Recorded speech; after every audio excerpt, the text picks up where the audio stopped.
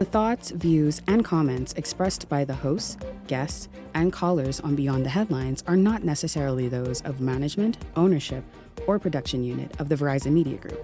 Beyond the Headlines is a production of ILTV Studios and cannot be reproduced or represented in part or entirety without express written permission of the Verizon Media Group.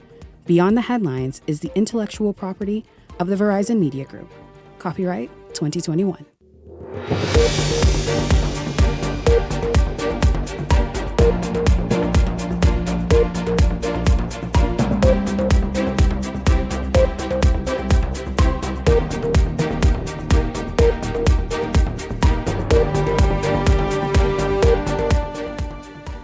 Coming up tonight, police at the scene of a shooting at this hour, this time on Key West Street. It's the latest in a string of shootings that left a number of families grieving on Father's Day.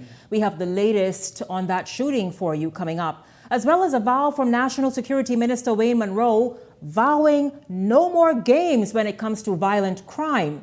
Does this mean what many of you want it to mean? We hear from Monroe later in tonight's show. Tonight, as the summer months heat up, what will it mean for your power bill? The good news is that tens of thousands of residents have already been benefiting from lower electricity costs the first half of this year.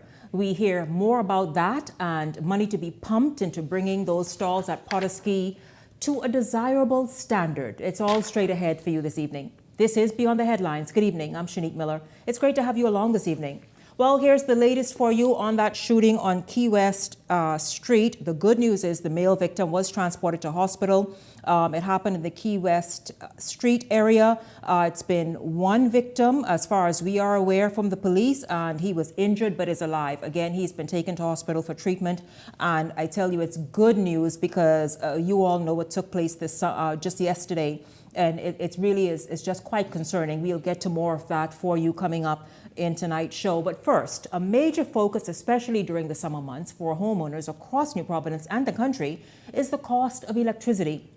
While we will hear what's on tap to help you save on your electricity bills these months, it's the promise fulfilled for the first half of 2025 that homeowners are happy about. Get this, about 63,000 of you paid just, this is unbelievable, well, if you ask Garth, maybe not, but $120 on your power bills.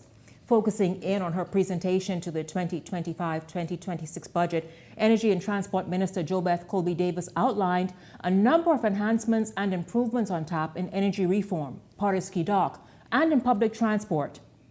Well, Minister Colby-Davis is here this evening to talk about that and some of the highlights that she spoke about today. Good evening to you and welcome to Beyond the Headlines. It's great to have you here. Good evening, Shanique, and I am happy to be back with you. Well, it's good to have you here because I tell you, everybody, I have heard people say, man, I need this AC. I must have this AC. But listen, what does that mean for my power bill? Well, we've been hearing for the longest while that electricity bills are lower. Some people say, yes, I see a change. And some people say, well, I'm still waiting. But the surprising thing that you announced today is that really tens of thousands of homeowners have seen a decrease. Yeah, so what we did was we did an assessment review of the region and what the cost, general cost of people's electricity bill, what's a reasonable cost. And that assessment gave us the number $125. And so that's what we weighed our improvements of efficiency and services to BPL, to testing and reviewing those numbers that fell below 125 each month.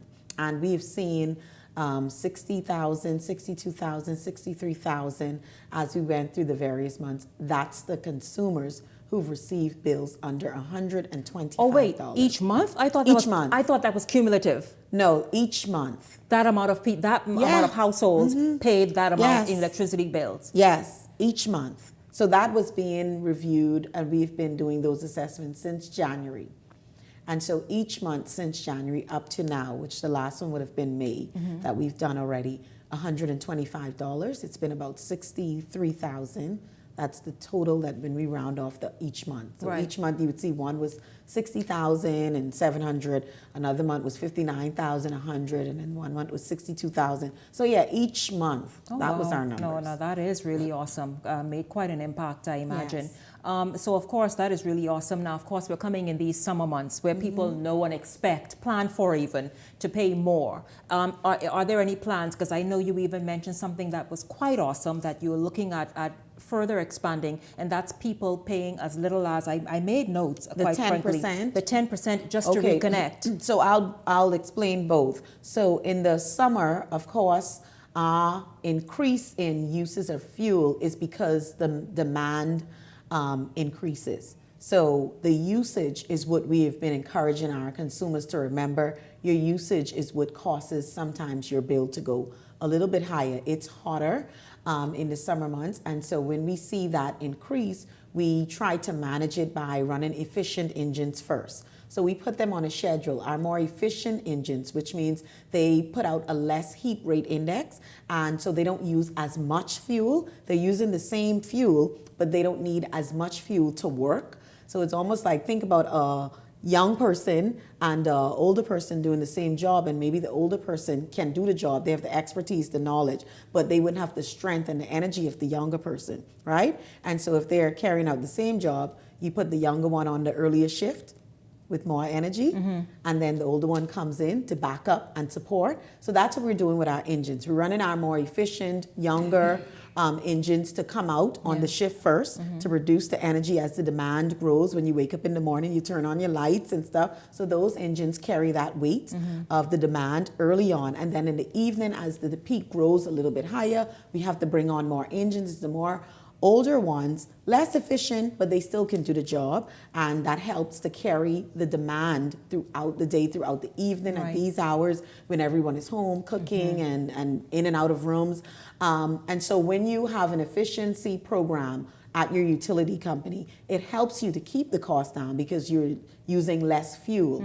And that's how we've been managing to keep the fuel down, as well as informing, educating our consumers on usage, showing them what that graph is on your bill. Most people didn't notice that the last time we were here. It shows you the 12 months usage, and you can see when you use a little bit more, and so you try to bring that down and challenge yourself even in your homes. And so we've been working with the engineers at BPL, and they've been doing a tremendous job in how we run more efficient. Also using HFO. So while that's still the dirtiest fuel, it's more affordable, it's cheaper. And so once we use more of HFO and less of diesel, then our balance is better in terms of cost of fuel. And so we're able to pass that on at a lower cost. And this, of course, as we all move to a more efficient BPL. Yes, more efficient BPL, bringing in cleaner fuels, but also incorporating renewables and battery storage. And so that will help in seeing more a levelized cost of energy throughout the period of our energy reform and in the future. Now, I don't know if the people of Eleuthera heard this, because they still from time to time are experiencing outages and whatnot, and I know that there are plans announced today for Harbor Island and mainland. So what we've been doing in Eleuthera is twofold. It's age system. I spoke about that when we were here the last time.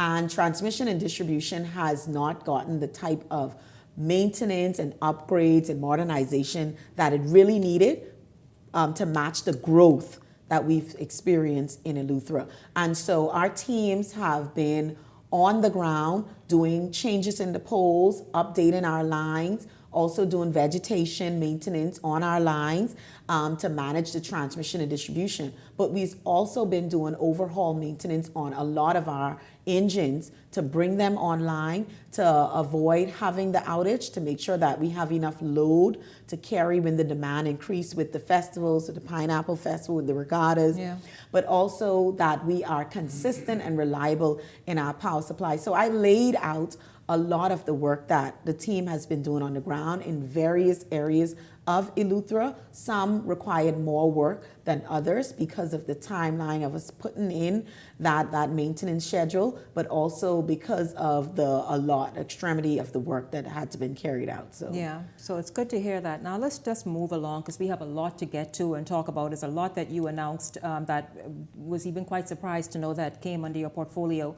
You are looking at making just improving the overall experience for business owner and of course patron at Potter's Key. Oh, Talk yes. about what's on tap there. So Potter's Key is an exciting one for the ministry because we're partnered with the Ministry of Agriculture, the Ministry of Works, BPL, and Ministry of Energy and Transport. So it's a big team, a big group of people. Everyone is important to this transformation at Potter's Key. So at the back end where we have our mail boats that come in, we're doing a lot of upgrades there, trying to put some gates in, trying to upgrade the security cameras, have more light in there, and have a better flow for persons that are dropping off packages, picking up packages to and from the family islands.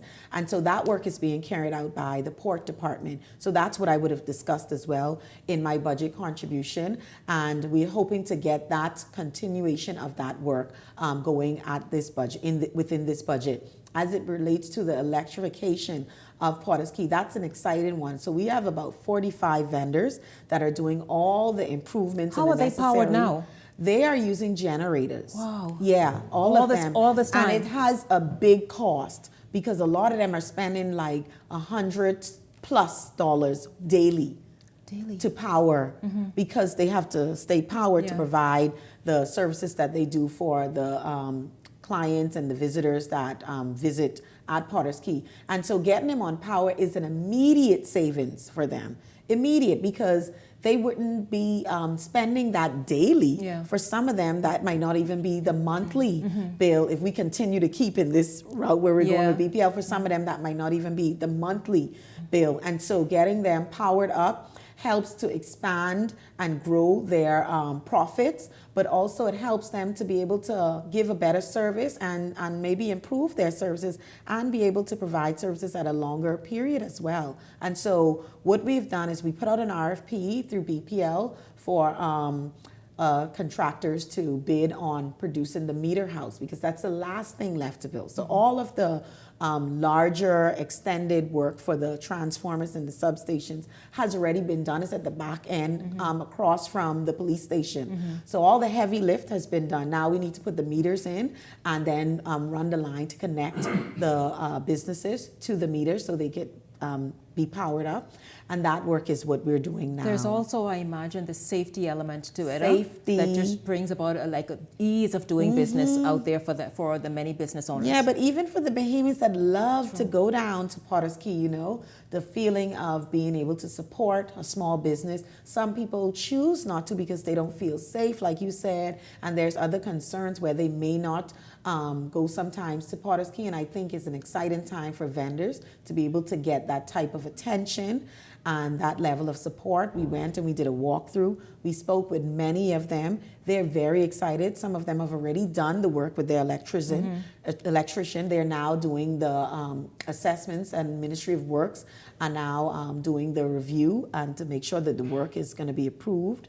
And so they are presently upgrading their businesses as well. They're upgrading. They have their certified electrician coming and doing the electrical work, and then the Ministry of Work is going and doing their inspections and signing off on the work, and now we have them waiting for us to complete the meter box, the meter house, for them to be connected. Yeah, that sounds really, really awesome. I know it's so much that people are talking about. In fact, just before I came on air, I was speaking with somebody in the Family Islands talking about the post office savings, and that limit has been increased, and the fact that you are getting more in terms of returns than you are at any bank in the nation right now. So that is awesome to hear about. But let's just finish talking. Let's talk about and shift to public transportation and what you are doing there. You mentioned taxi and livery and jitney services. Your ministry will improve and perhaps even introduce to some areas bus stops. Yeah. So what I don't know if you recall, I think it was a year before, not last year, year before, I did a ride on many of the different buses. You did? Yes, I did. I drove with them for the day. I went to the Carmichael route, I went out east, and I also went on the downtown route. I can't remember exactly all of the numbers, but I did have a drive with many of the bus drivers just for them to show me, point out where the bus stops are, and where they're actually picking people up from. So when you look at the growth that we've seen in New Providence, many of the persons now don't even stand at what was the natural gazetted bus stop because it's no longer probably safe, or it's more accommodating to stand elsewhere for the bus to pull on the side and pick up the customers. And so what they were showing me is, Minister, this is where the bus stop is, but look at where the people are standing. So we have to do a re-gazetting of the actual areas that the bus stops are showing us should be gazetted as the actual bus stops in these locations. Will this include also buses being mandated to pull to the side or pull off in a proper sort of bus stop assignment, pull off to the side somewhere where they're not obstructing traffic? We're continuously working on how to manage and continue to ask our bus drivers to operate within the law and pull on a safer side for their customers to be able to come on safely for the service. Yes, we are just getting started with Minister JoBeth Colby-Davis. When we come back, we're going to look at what else is happening with road traffic because of the growth here in New Providence. I heard you talk about now trying to ensure that Eastern New Providence is taken care of. And then a little bit later, we are going to talk about that wonderful 5% interest added to your savings at the, what is it called? Post Office Savings Bank. Post Office Savings Bank. Yeah, that's right. Listen, people are excited about that one because nowhere else you get any kind of a percentage like that. This is Beyond the Headlines. When we come back, we're going to continue our conversation with Minister Colby-Davis. And then a little bit later, don't forget, we're going to look at the string of murders that happened on Father's Day in particular and what the Ministry of National Security is saying about it. This is Beyond the Headlines. We're back after this.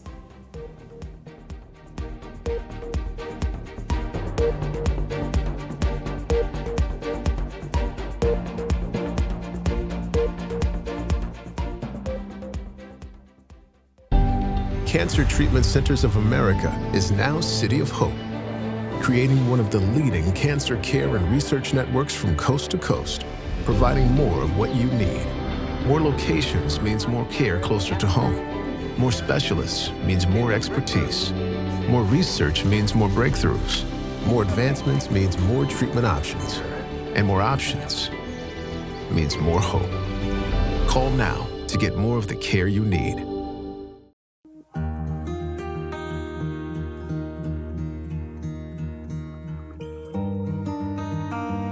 You work hard to provide for and protect the ones you love. However, life can present unexpected challenges. Who you call in times of need matters. Insurance Management is a Bahamian-owned company that has been serving our community for over 40 years, offering a wide range of coverage for all of your personal, professional, and commercial needs.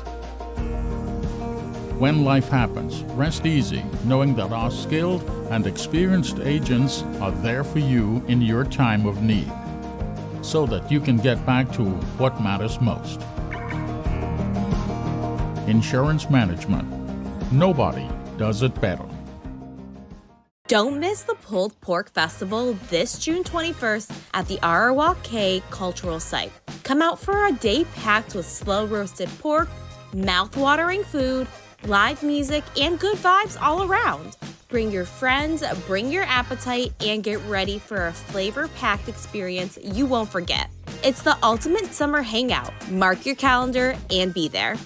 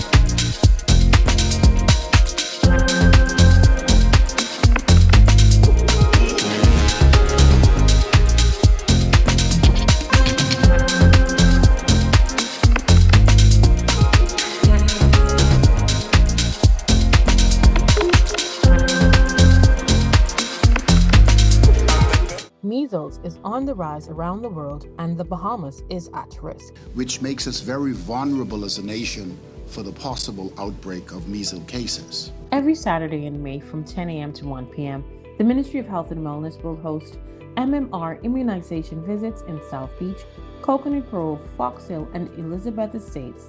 Clinics in these areas will remain open until 8 p.m. twice per week.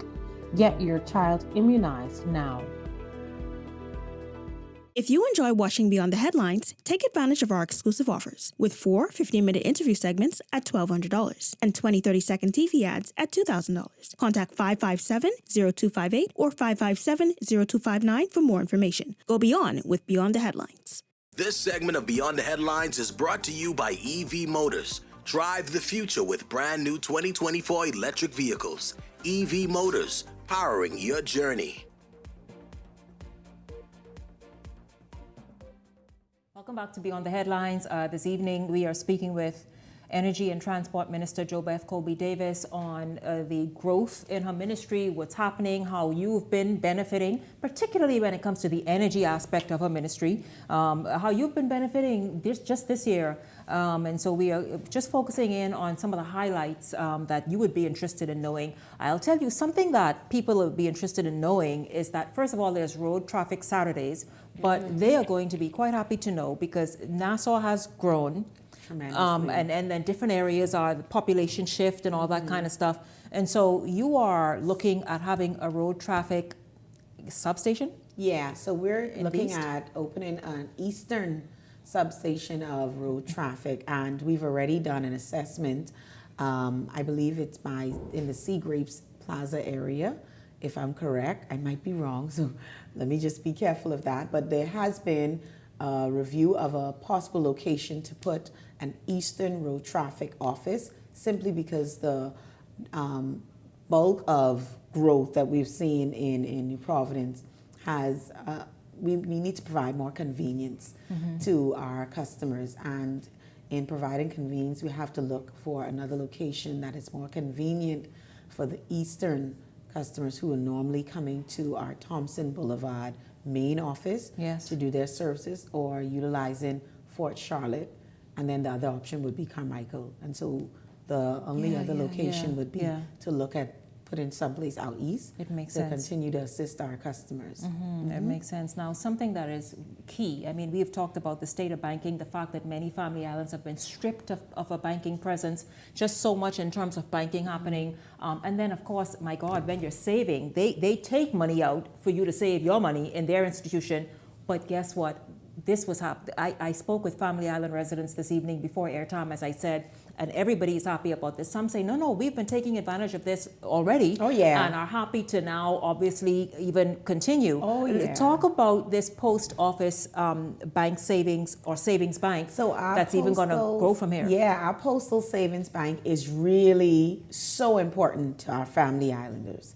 They do utilize the banking services of the postal savings bank. But many of them, when I've been visiting with many of them and speaking to our customers, our clients there at the Postal Savings Bank, they did say the 6,000 cap that we have for depositors has been something that they've been requesting for many years, for us to increase that cap so that it can be a little bit more better for them to save their money with the post office. And so we did consider, and we had a review. We met with the Ministry of Finance and presented the case to them, and they were supportive. And then we went to Cabinet Office to present to them, and they also supported us. And so now the next step is for us to have that updated legislation. And so we're working with the Office of the Attorney General so that we can bring that into force. And the cap has been approved by Cabinet to increase from 6,000 to 10,000, and that incurs a 5% interest annually. Really awesome, good for people to hear. And also one area as we wrap up this brief segment here is the Department of Meteorology, something that is so important, particularly at this time of the year. You're also looking there at assisting and further boosting their abilities. So we have been doing a lot of calibration with our radars because we want to make sure that we're getting the best real-time weather data especially as we are in the hurricane season. Want to be sure that we are equipped. We're also going to be doing more training and development of our meteorologists now present, and the growth of meteorology department by having our Niccolo P. Small Cadet program that's going to offer the third installment of young professionals interested in meteorology. And so we're excited about what's happening with the department, the growth that we're seeing, the interest that we're seeing in persons that want to be a part of that industry, and just to make sure that we give them the resources and the support that they need. What are you most proud of in terms of the various areas, some of which we did not get into, but listen, this has helped, this is really bringing a difference and improving just accessibility, quality of life for Bahamians? The energy reform is big. It's a big deal because it touches every person, every business, every home. I'm excited about that, but I'll tell you what I would be very excited to see is the electrification of Potter's Key. Yeah. I think that's just still a Bahamian staple. That's something we could be proud of. I just feel full Bahamian culture when you go down to Potter's Key, you know? It's just still have that unique, rich Bahamian vibe and culture there. And so giving them that improved service where they can expand and grow their business, but also be comfortable in the product that they're offering is exciting for me and my team and the team from agriculture and works and BPL.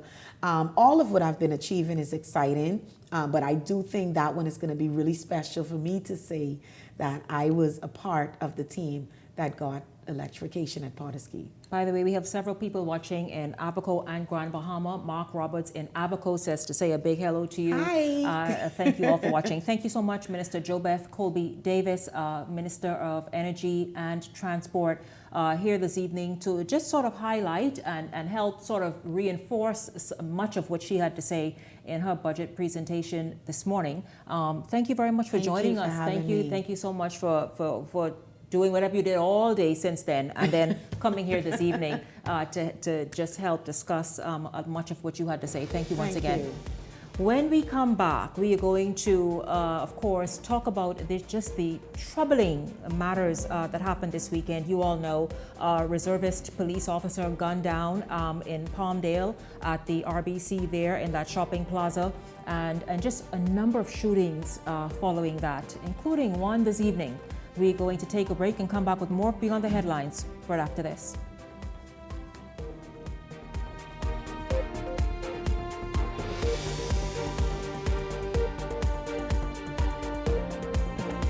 The internet isn't just for surfing. There's a sea of shoppers buying online, and you can connect with them on Tingsy. Tingsy is the SBDC's online storefront built for Bahamians. Take your business to the next level by selling to customers online, both at home and around the world. People want Bahamian things, and if you got things to sell, sell on Tingsy. Find out how you can connect with a sea of buyers by visiting tingsybahamas.com. I was an electrician for 18 years, and one day I just lost my sight and found that I was in a totally new world.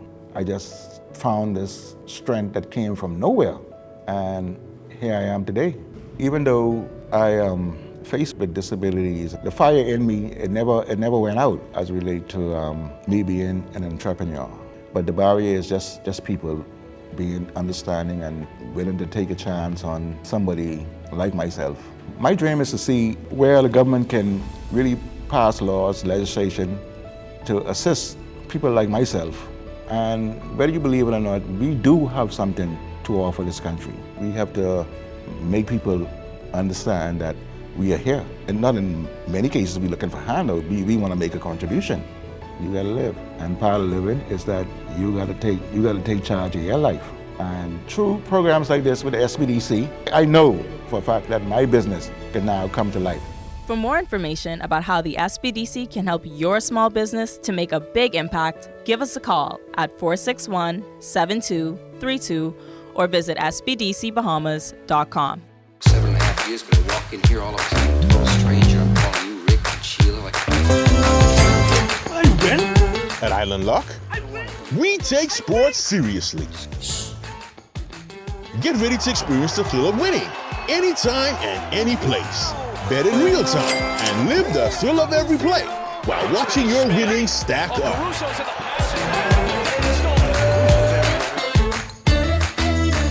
It's your chance to score big with fast payouts and a world-class experience.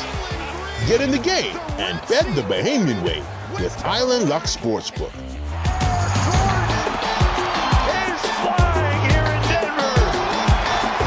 So you want a space.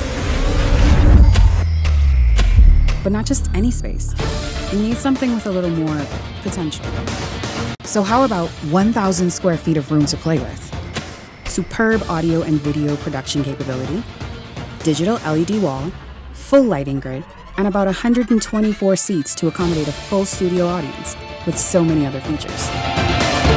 Make us your home for your next concert, conference, and so much more. Honestly, the possibilities are endless. Here at ILTV Studios, we'd love to bring your next event to life. So what do you say? Do you want our space?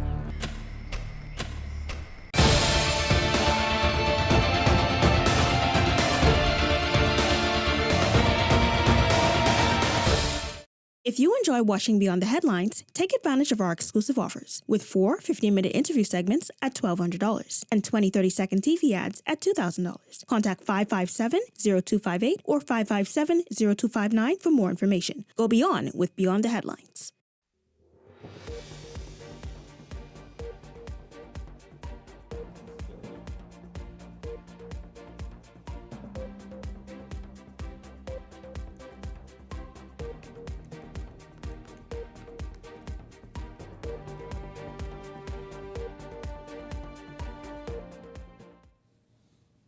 Welcome back to Beyond the Headlines. It's good to have you tuned in this evening. We're going to shift gears now, but first I'm going to bring in the Hot Topics panel and give them an opportunity to maybe weigh in on something, whether it's the light bills that an average of like 60,000 people a month since January have been benefiting from lower light bills, whatever it is. And then we're going to get into, because we really want to get into as much as possible with these just murders that happened that shocked the nation and really just put such a stain on Father's Day for so many people that happened here in New Providence. Welcome to Beyond the Headlines, Leslie Miller and Garth Roseborough. Good evening to both of you. Good evening. Good night, everyone. Good evening, Bahamas. Just very quickly, Garth, I know Leslie and I often talk to you about how much you pay for your light bill, but you heard many other Bahamians too have been smiling since January.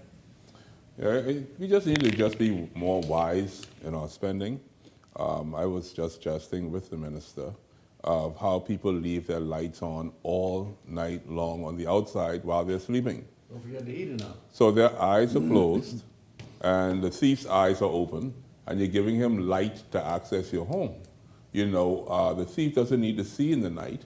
You're looking at all of your appliances that are running. Some of you go into your refrigerators, especially in the summertime, just numerous times, and every time you open the door of the fridge, that's consumption. Water heaters, it's very warm outside, but you still want to shower in hot water when the water's now lukewarm. Just plug your water heater out. You don't need it. And if you do need it, well, you know, you can find other conventional ways, which would be like using a stove to heat your water and taking up out of water and putting it in your bath. You know, it's cheaper to burn propane than at times to burn electricity. And then to hear the minister just mention that they are making every attempt to lower the bills based on consumption, and some average 60,000 people are benefiting from this. I do believe that energy has been a concern of the past and is now going to become solution-based as we continue to streamline and have more efficiency in our country. LED bulbs in your house, LED TVs in your house. For those who feel insecure, you can use LED cameras on your house that actually have infrared at night, so you don't need that light on. And then, of course, the traditional pot cake like Leslie Miller, you put them outside your door, 3, 4 of them, throw them your scrap food, but they will let you know something's going on around your house. And so right now, if you have a 2-story home, you know, heat rises, open your second-story floor windows, let the heat get out, and the bottom floor will be cooler, so spend most of your time downstairs during the day. And at nighttime when the house cools off, you can then turn on your AC for 2 hours. It'll cool the entire house, and your house will be cooler during the day as well. I mean, it's just strategies. Go to Google, ask AI, how best to cool your house and save energy, they will tell you. I happen to live by the seaside, the breeze is blowing, and at a given time, if it really gets too hot, why are you staying in your house to burn AC? Get in your car, take a drive to the mall, do some window shopping in midday in the air conditioning of the mall, and then you return home and it's cool in the evening. Just a few tips for you today, Shanique Miller. You know, the minister has done a wonderful job on her team in reducing the cost of electricity, which is the #1 problem in this country, financially, especially for people like Rupert Roberts and the big food stores, all of the business places. It's been a burden on us now for over 50 years. And I'm glad they've come with the right strategy to bring down the cost of electricity. But the #1 misuse of electricity is having that heater on in the day when you go to work. I use my heater 3 times a week. I turned it on this morning before I went walking for half hour, 45 minutes. I wouldn't use that again. I wouldn't turn it on again until Wednesday. Then Friday again, then Sunday. People make it a habit of never turning off their heater. That consumes 30% of your energy costs. Please, I've been saying it right with chairman of BEC. Do not have your heater running all the time. When you're at home and when you're at work, take it off the grid. For God's sake, you're just losing your money. And it's wonderful that so many people, over 60,000 Bahamians, have saw that appreciable decrease in the cost of electricity. Rupert Roberts and those are very happy now, and the prices continue to go down. Solar energy now is going to be the thing of the future. And the combination with the mixture of solar as well as LNG, when that comes into being, is going to reduce electricity costs again. And that's the #1 burden that all businesses are facing in this country, and being able to fix it. Imagine the hotels. I know that the bill for Atlantis, when I was there at BEC, was average $3 to $4 million a month. The same thing with Bahamas. Yes. That's an enormous cost, and when we try to attract industry and hotels to the Bahamas, they say I can pay $1 million a month in Florida, and I'm paying $3 million a month in the Bahamas. Makes no sense. Has to be addressed. So there's savings for everybody. Yes. That means they can employ more people because their cost of electricity has been reduced to such a level that they can afford to take on additional staff in other areas of the entity. That is correct. So just be smart, like the brother say. Go on Google. Shit, I can't go on Google, but I listen to you know.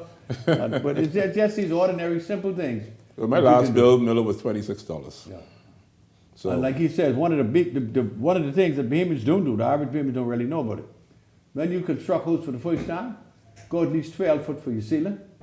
I do have 12 foot. You see why? It's going to cost you about $3,000 to $6,000 more at the end of the day. I do, yeah. But you have savings on everything. The houses that spans of the home with a high ceiling looks better, much more attractive to the home. You can sell it quicker if you have a high ceiling.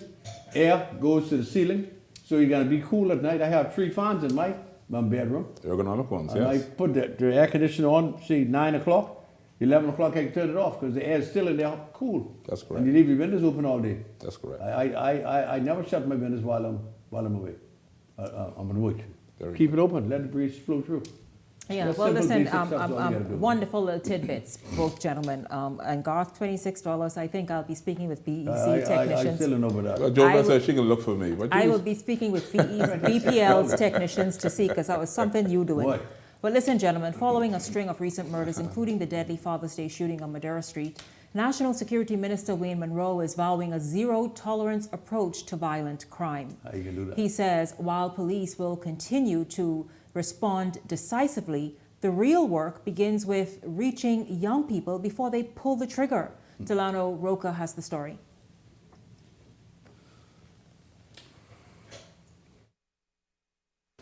But you have to be realistic that these criminals are like roaches. Once the light is shined in one area, they try to look for darkness. And so the police constantly adapt because the criminals here are like roaches. Once you turn the light on them, they try to seek darkness. National Security Minister Wayne Munro says a zero-tolerance approach to the Father's Day killing of Police Reserve Lennox Williams. You have situations where, in the case of the reservists, you have a situation, and I hope the press isn't characterizing that as 2 murders, because there's only one. The criminal who was killed is not a murder. That's a justifiable killing. But when you have people embark on that type of behavior, it has to stop. Williams reportedly was accosted by a gunman outside of an ATM as he reportedly attempted to make a deposit. It's then that police say a shootout took place, leaving Williams and an unidentified suspect dead. Monroe says these acts of violence, in his view, can possibly be traced back to gangs, and the weight of the law, he says, will run its course. With the bank, there were more than 3 people.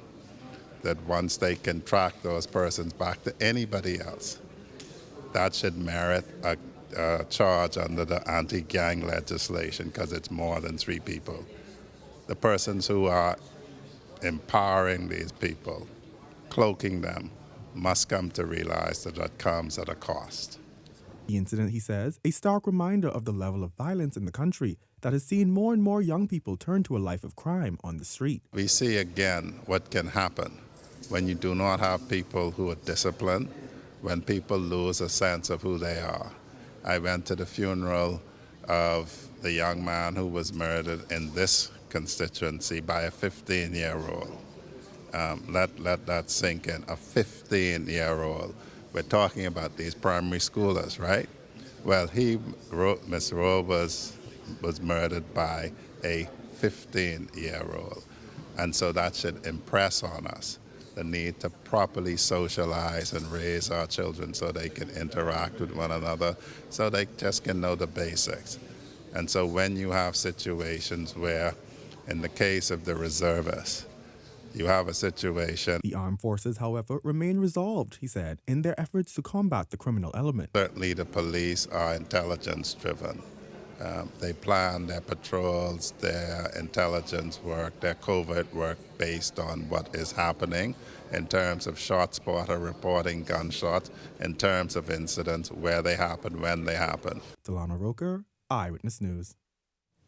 Well, gentlemen, you heard the minister there. I mean, it led into saying that he will have a zero-tolerance approach. But, I mean, what more can be done, you all? Many people say, listen, man, do what we all know can be done immediately, and that is enforce the laws on the book. Exactly. Man, I listened to the minister, my cousin there, very intently. He called them roaches, which they probably are, or less than that, really. But the question is this. These young men are killing each other. What happens to them after they commit that murder? Remember, man got to think wrong before he does wrong. So the guy makes up his mind, I'm going to kill this fella today or tonight, in broad daylight now. The consequences must be that his life should be taken. Implement the laws that are on the books, which is capital punishment. Look what happened down in Jamaica a few months ago, Trinidad a few months ago, Barbados and most of the Caribbean. Their minister stepped to the plate and said we will implement fully the laws of the country. The United States of America don't likewise. We cannot continue to avoid the issue of the laws that we have on our books in our country. We must follow the law. I don't know of any other way to stop the killing except to do away with those. You say hang them, you want to use lethal injection, whatever it is. A life for life. The Bible says it. If you take a man's life, expect to have yours taken. What if somebody else give me an answer? I'll be so happy and so grateful. Please, could someone give me an answer besides implement the law to the fullest extent? I'll be most grateful. All of us would be grateful. The country would be grateful. Please, God. Well, it's amazing, Mr. Miller, Shanique Miller, that in countries like the United States, Great Britain, around the world, Canada, they are able to properly enforce their laws by all means necessary. It just seems to me to be a regional issue. The region of the Caribbean Basin and that of the Atlantic Ocean. That everyone seems to be in our business as to how we manage our situations. Exactly. The Privy Council. We would like to have some type of a conference. Minister Monroe is a legal mind. The Prime Minister is a legal mind. Many parliamentarians are legal minds, not only in the Bahamas, but in Jamaica, Barbados, and other places, like you said. How is it that we cannot all come together and figure out how we can just simply, as you said, enforce the laws? Don't forget the Caribbean Court of Justice now. Don't forget that. If we desire the death penalty, then we should be able to figure out with the legal minds that we have a way to make that such happen. Yes. It amazes me now that we're now 52 years old, about to go into what you call your Independence Day. I use the word independence underscored, italicized, and bold print to you. Independence Day. And with all of these legal minds, we still have not yet figured out how to enforce the law and carry out an execution in a just fashion. It has to be rectified. We're going to expect that talk to be actually very in the forefront for the next general election, I'll tell you that much. Immigration and death penalty are going to be two of the hottest topics in terms of deciding who's going to win the next election. I promise you that. Those two things, immigration and the death penalty, you better have a conversation. You know, with the greatest respect, I believe that it's an insult to us as a people that we have these 12 men in London, most of them over 80 years of age. You're talking about the Privy Council? Yes, none of our color to begin with, maybe one or two. None of your concern either. That they decide the fate of countries within this region and elsewhere. That's what that I'm makes saying. them a part of the Commonwealth. Yes. Why is it as a free country that we are? We have never yet turned to the Caribbean Court of Justice, where we pay some $250,000 annually for that membership. What prohibits us from doing the right thing on behalf of the people of our country? Listen, as far as I'm concerned, as a former member of Parliament, your first and your basic tenet for going in that Parliament is to take care of the affairs of the Bahamian people, to look after their welfare. And if this killing continues, and it's never going to stop, if you take a man like who is taking someone like, that's one less person would be around to take another life. And some of these guys who done bail with 4 murders. Yes. Could someone please give us the other answer? Can just let it go on and on and on? It's not working. Whatever it is you all have in mind, it's not working. You understand? It's not working, right? No, it isn't. It It's not working. It isn't, and you're right. You know, we have to raise the immigration discussion as well as that capital punishment question. Looking ahead at the next general election, right? Yes, like very come stand serious. on business. Let's do it. It's the sovereign nation. I believe on that matter. I think we should ban any new citizenship for 5 to 10 years. Let us reassess our own position as a people. See where the Bahamian people are at right now with our birth rate. Are we going to continue to, most of the mothers in this country, when you want to have one kid, they say they can't afford it, fine, I accept that. But if we don't be careful, like I saw what happened down in Turks and Caicos, we're going to be outnumbered. And Britain is selling Turks and Caicos out, and we give you independence. But all of them fellas from the other country would outnumber you all 2 to 1. All of them could vote. Your country gone. These difficult situations we got to face head on and be wise about it. Is this country for us or for them? Make up your mind. Very simple. Those two issues are the two probably most important issues that's going to face us in our lifetime. In our lifetime. Very, very And if we don't do the right thing, our children and grandchildren and Bahamians yet unborn is going to go to our gravesite and throw a rock on us if we don't do the right thing. Meanwhile, that's how I feel about it. Meanwhile, gentlemen, in light of the brutal slaying just outside the bank in the plaza yesterday, residents have expressed what they believe should be the next course of action taken by that bank. But is that course of action something executives would want to commit to? It's a question Jose Etienne looked into today. What could the bank do? What it does indicate to us is our consideration of the actual move to digitization and elimination of the use of cash. Without pointing fingers, Bo issued a wake-up call to residents following the brazen killing of Reserve Police Inspector Lennox Williams, who was ambushed while reportedly making a deposit at RBC's drop box in the Palmdale Plaza. The attack, believed to be a botched armed robbery, has sparked outrage and renewed concerns over the reported lack of security at bank facilities, especially on weekends. But here's what Bo says residents need to understand. If you're saying you want to have 24/7 security access, the question I would raise is, are you prepared to pay for 24/7 security access? And even if banks do commit to around-the-clock security, Bo argues the threat still remains. The police personnel are not going to be stationed at every ATM drop box facility across the country. And Rumors had swirled that Williams was making a deposit on behalf of his church, a claim flatly denied by Father Colin Humes in a statement late Sunday. But the incident echoes a similar situation in 2016 when Mount Tabor Church's security team was held at gunpoint by 3 men while attempting to transport tithes and offerings to a local bank. do we need to have persons walking in with high cash volumes, or is it that we should be in more of a circumstance where we are providing digital payment options that will allow persons to make their transfers to whether it be a commercial enterprise, a social enterprise, or civic enterprise? Bo maintains that a shift to digital banking is ultimately safer, but for those who insist on physical deposits, Police Commissioner Shanta Knowles had this to say. Unfortunately, not everyone listens to the message, but we will continue to advise business people to use the armored companies to make deposits. Simply call 919 and ask for an assistance. Is there a police vehicle in the area that can be around while I'm making a deposit?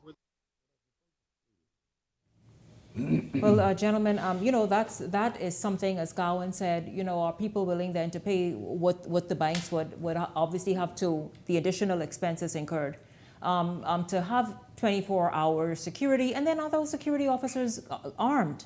I mean, what difference would that make, I'm wondering? It's good to have somebody there, though, but...